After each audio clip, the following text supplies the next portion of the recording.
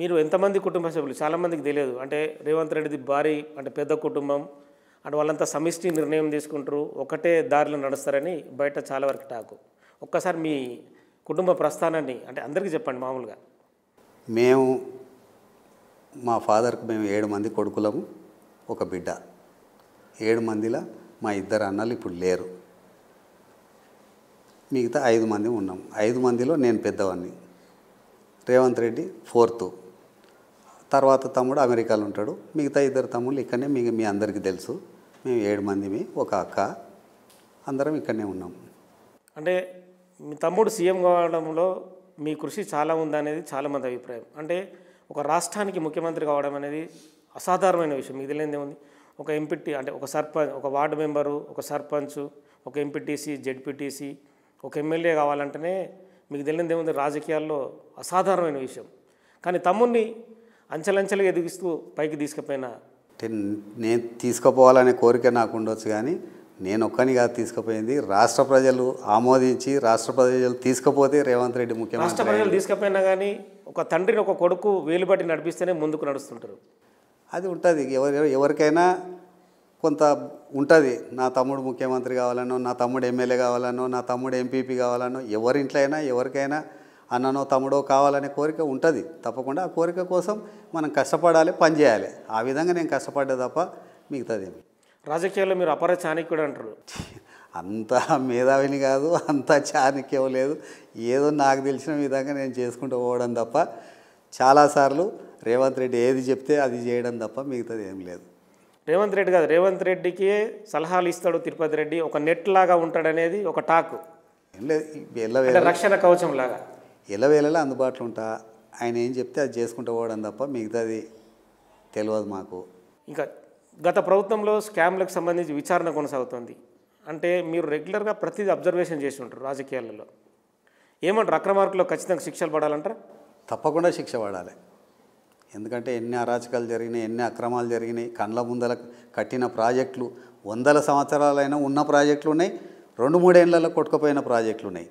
మరి ఆ కొట్టుకుపోయిన ప్రాజెక్టులు లక్షల కోట్ల ప్రజల సొమ్ము నష్టపోయినప్పుడు మరి ఆ నష్టం చేసిన వాళ్ళకి శిక్ష అనేది ఉండాలి కదా. తప్పకుండా శిక్షించాలి ప్రభుత్వం. ఈ మధ్యకాలంలో మీ కళ్ళ ముందే సుంకిశాల గేట్లు విరిగిపోయిన పరిస్థితి, సుమారుగా 30,000 కోట్ల నష్టం. ఇలాంటివి చూస్తే ఏమనిపిస్తుంది? కడుపు తరుక్కపోతుంది. ఇంత నష్టం జరుగుతుంటే, ప్రజల సొమ్ము ఇంత దుర్వినియోగం అవుతుంది కదా. అన్ని వేల కోట్లు ప్రభుత్వం ఖజానాలో ఉంటే ఎన్ని వెల్ఫేర్ స్కీములు నడపవచ్చు, ఎన్ని నడపవచ్చు. వీళ్ళు ఇంత దుర్వినియోగం అయింది కదా అని చెప్పి విపరీతమైన బాధ అనిపిస్తుంది. వాళ్ళందరికీ శిక్ష పడాలి. అంటే చాలా వరకు మేడిగడ్డ, కాళేశ్వరం, మిగతా వ్యవహారం ఏ ప్రాజెక్ట్ అయినా దాంట్లో నష్టం జరిగి, పవర్ ప్రాజెక్టులు 2 దేంట్లో అవినీతి జరిగినా ఆ అవినీతిని నిగ్గు తేల్చాల్సిందే. అవినీతిలో పాల్పంచుకున్న వాళ్ళని అందరికీ శిక్ష పడాల్సిందే. ప్రభుత్వం ధరణిలో ఒకటి చెప్తుంది. అంటే గత ప్రభుత్వం ఏదైతే ఉందో పేర్లు మార్చి చేసి చాలామంది రిజిస్ట్రేషన్ జరిగినాయి. ఆ భూములన్నీ కూడా వెనక్కిచ్చి లబ్ధిదారులకు ఇస్తామనేది ఒక మాట. అది మంచి సమంజసమైన నిర్ణయం అంటారా?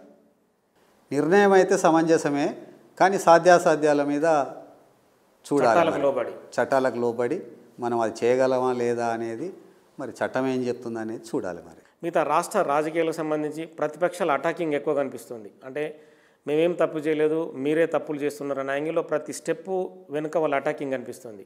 ఈ అటాకింగ్ చూసిన తర్వాత మీ అంటే మీరు మీ అబ్జర్వేషన్లు ఏం చెప్పదలుచుకున్నారు? ఎప్పుడైనా తప్పు చేసిన వాళ్ళే ఎక్కువ ప్రొటెక్ట్ చేసుకోవడానికి ప్రయత్నం చేస్తారు. ఇప్పుడు జరుగుతున్నది కూడా అదే. వాళ్ళు ఏంటంటే వాళ్ళ తప్పుల నుంచి వాళ్ళు బయటపడాలనే ఉద్దేశంతో వాళ్ళు అటెన్షన్ డైవర్ట్ చేస్తున్నారు.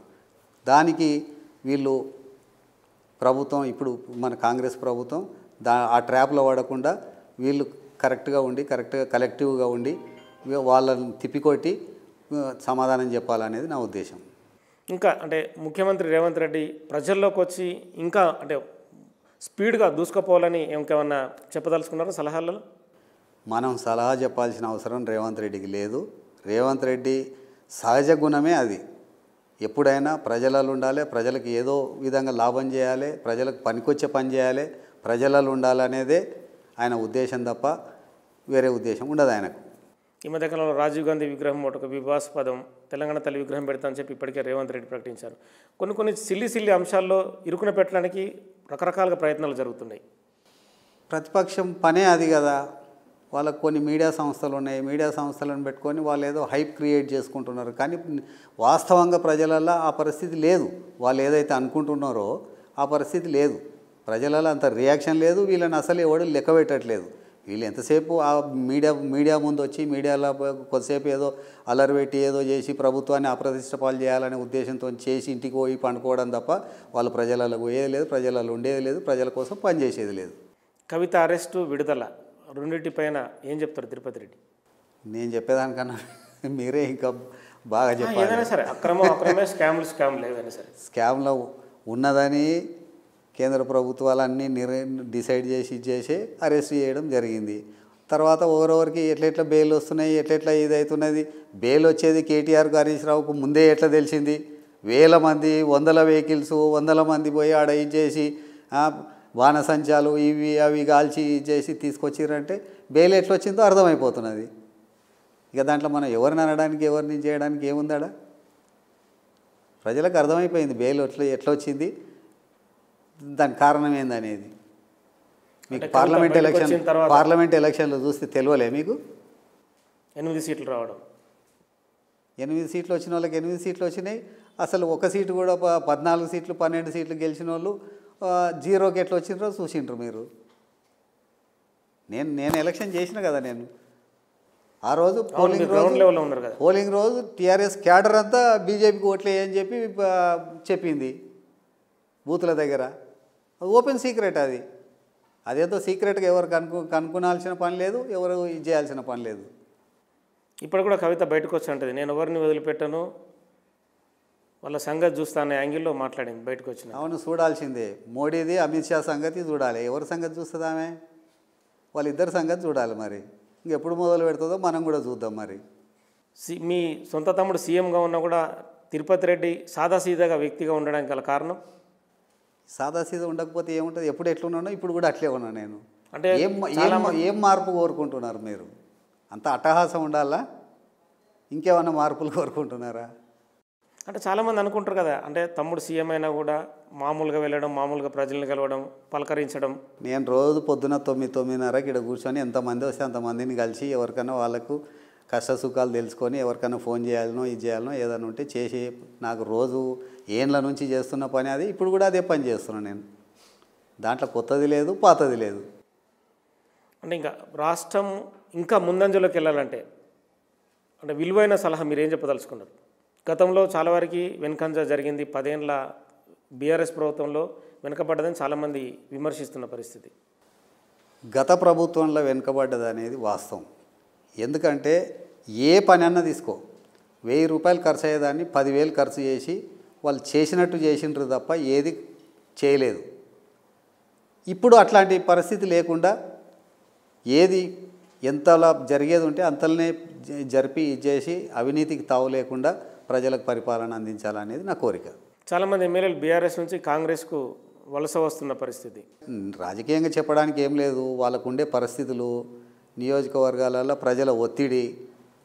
మీరు ఈ టీఆర్ఎస్లో ఉండి టీఆర్ఎస్ వాళ్ళు బీజేపీకి అమ్ముడపోయినాక నువ్వు ఈ టీఆర్ఎస్లో ఉండి నువ్వేం చేస్తావు అనే ప్రజల ఒత్తిడికి తట్టుకోలేక వాళ్ళు ఇక విధి లేక కాంగ్రెస్లోకి వచ్చి కాంగ్రెస్లో ఏదో ప్రజలకు ఏదైనా సేవ చేయాలి, అభివృద్ధి చేయాలనే ఉద్దేశంతో వస్తుండొచ్చు. దాన్ని స్వాగతించాలి. అంటే ఈ మధ్యకాలంలో అంటే బీజేపీ బీఆర్ఎస్ కలిసిపోయి రేవంత్ రెడ్డిని ఇరుకుండా పెట్టే ప్రయత్నం జరుగుతుందని అంటే కొన్ని వర్గాలు మాట్లాడుకుంటున్నాయి. తప్పకుండా అది ఎప్పుడు జరిగేదే. బీఆర్ఎస్ బీజేపీ ఒకటి అనేది ఎప్పుడో డిసైడ్ అయిపోయింది. డిసైడ్ అయిపోయినాక మనం కొత్తది ఎందుకు కోరుకుంటాం? వాళ్ళు ఇప్పుడు మీరు అసెంబ్లీలో చూడలేదా? బీజేపీ వాళ్ళకందరికీ హరీష్ రావు నకల్ చిట్టీలు అందించినట్టు స్లిప్లు అందిస్తున్నాడు. ఇంకా దాంట్లో ఇక సీక్రెట్ ఏముంది? వాళ్ళిద్దరు కలిసే పని చేస్తున్నారు, కలిసే ఎలక్షన్లకు పోయినరు. భారతదేశంలో చాలా చోట్ల బీజేపీ ఆపరేషన్ చేస్తుంది ప్రభుత్వాలను కూల్చడానికి. తెలంగాణలో కూడా అట్లాంటి ఆపరేషన్ జరుగుతుందనేది అంటే ఇన్పుట్స్ కొంతమంది ఎమ్మెల్యేలను ఆఫర్ చేస్తారు అనేది ఒక టాకు. అంటే 50 నుంచి 100 కోట్లైనా ఇస్తాం, మీరు మా దాంట్లోకి రండి, ఆ ప్రభుత్వాన్ని కూల్చేద్దామని యాంగిల్లో. కేంద్ర ప్రభుత్వం బీజేపీ చేతిలో ఉంది, బీజేపీ, అమిత్ షా, నరేంద్ర మోడీ గత 10 సంవత్సరాల నుంచి ఎన్ని రాష్ట్ర ప్రభుత్వాలను కూల్చిండ్రు, ఏమి చేసిర్రు అనేది అందరికీ తెలిసిన విషయమే, కొత్త విషయం ఏం లేదు. కొందరిని రిజైన్ చేపించి పార్టీలకు తీసుకున్నారు బలవంతంగా, అదిరిచి బెదిరించి. ఇప్పుడు ఇక్కడ ఏమన్నా ఇంకా ఇప్పటివరకు స్టార్ట్ చేసిరని అనుకోను, ఏమైనా స్టార్ట్ చేస్తే దానికి సరిపోయిన నిర్ణయం ప్రభుత్వంలో ఉన్న పెద్దలు, కాంగ్రెస్ నాయకులు, కాంగ్రెస్ పెద్దలు వాళ్ళు కలిసి నిర్ణయిస్తారు. నిర్ణయించి దాని ప్రకారం ప్రజలకు పోతారు. 10 నెలల కాంగ్రెస్ పాలన అంటే కొంతమేర అభివృద్ధి సాధించినట్టేనా? తప్పకుండా అభివృద్ధి సాధించినట్టే. ఎందుకంటే ఈ 10 నెలల్లో ఎక్కువ రోజులు ఎలక్షన్ కోడ్లనే జరిగిపోయింది. ఇక ముఖ్యమంత్రికి కానీ, మంత్రివర్గానికి కానీ, ప్రభుత్వానికి కానీ కొంత ప్రజలకు పోయి పనిచేసే అవకాశం ఉన్నంతలా వాళ్ళకు వచ్చిన అవకాశాన్ని వాళ్ళు సద్వినియోగం చేసుకొని అభివృద్ధి చేసిరని అనుకుందాం.